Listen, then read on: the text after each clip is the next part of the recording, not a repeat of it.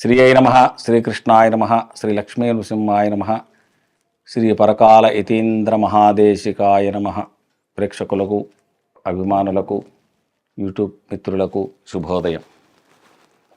ఈరోజు చంద్రరాహువుల యుతిక విషయాన్ని తెలుసుకునే ప్రయత్నం చేద్దాం కొంతవరకు. ఎందుకంటే చంద్రరాహువులు కలిసి ఉంటే చాలా రకాలైనటువంటి సమస్యలు ఉన్నాయి అని మనం చాలా చదువుకున్నాం. కానీ ఇక్కడ మనం చిన్నగా ఒక 3-4 నిమిషాల్లోనే మనం చెప్పుకునే ప్రయత్నం చేద్దాం. చంద్రుడు మనస్సుకు కారకుడు, మాతృకారకుడు, విద్యాకారకుడు, లిక్విడ్ క్యాష్ కూడా చంద్రుడే కారకుడు. చెస్టుకు అంటే హృదయానికి సంబంధించినటువంటి ఈ ప్రాంతం వరకు కూడా సంబంధించినటువంటి కారకుడు.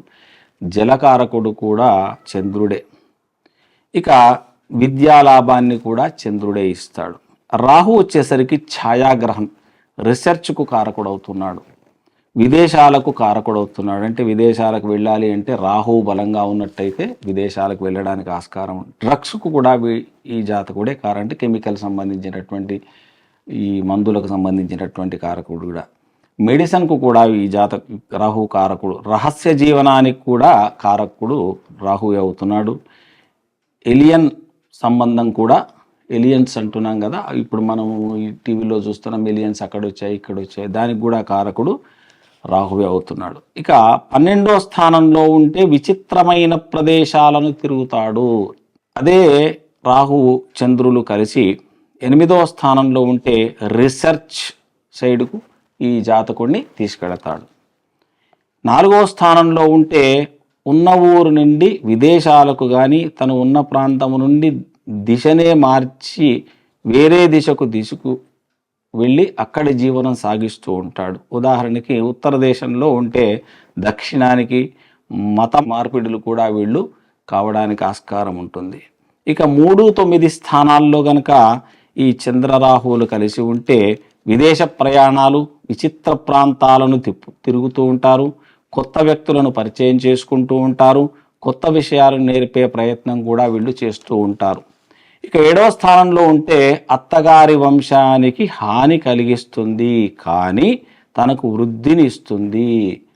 అత్తగారి వంశము దూరం అయినప్పటికీ తనకు వృద్ధినిస్తుంది, దాంపత్య సుఖం కూడా వీళ్ళకి లభిస్తుంది. 9వ స్థానంలో జాతకుడు జన్మించగానే వంశీకులకు కొంత నష్టం వాటిల్లినప్పటికీ తర్వాత మంచి వృద్ధిలోకి రావడానికి ఆస్కారం ఉంది. ఇక 10వ స్థానానికి వచ్చేసరికి విదేశమును సూచిస్తాడు. అంటే ఖచ్చితంగా వాళ్ళు ఇప్పుడు అమెరికాలో పుట్టాడు అంటే ఇండియాకు వచ్చి బతుకుతూ ఉంటాడు.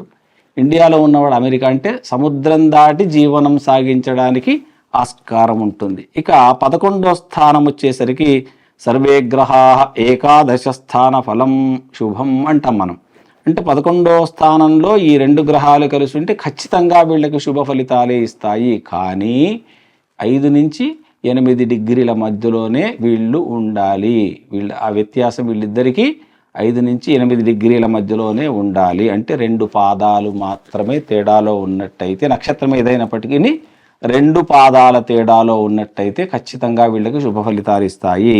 ఇక చెడు స్థానంలో ఉంటే ఏం రెమెడీలు చేసుకోవాలి? ఇది గ్రహణం అనే చెప్పుకోవచ్చు. చంద్రగ్రహణం అంటున్నాం కదా, అంటే చంద్రుడు రాహువు కలిసి ఉన్నట్టయితే గ్రహణం అంటున్నాం. ఉపాయం: రుద్రాభిషేకం చేసుకోండి, గ్రహణ సమయంలో దానాలు చేయండి. ప్రతి గ్రహణంలో, చంద్రగ్రహణం ఎప్పుడు పట్టినా కానీ మీరు దానాలు చేయడం చాలా మంచిది. ఏ నక్షత్రంలో పట్టినా చంద్రుడు రాహువు కలిసి ఉన్నారు అంటే ఖచ్చితంగా మీరు దానాలు చేయడం అనేది మానకండి. కంఠస్నానం కాకుండా శిరస్నానం చేయండి.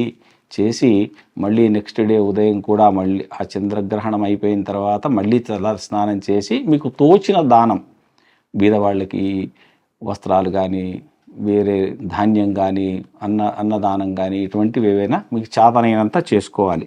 పక్షులకు ధాన్యం వేస్తూ ఉండండి. అంటే రాహువు చంద్రుడు కలిసి ఉన్న జాతకులు ఎప్పుడు వీలుంటే అప్పుడు ఒక 1/4 కిలో ధాన్యం తీసుకెళ్ళి ఏదేని పక్షులకు తినిపిస్తూ ఉండండి. దుర్గా ఉపాసన చేసినట్టయితే వీళ్ళకి రాహు ప్రభావం తగ్గుతుంది.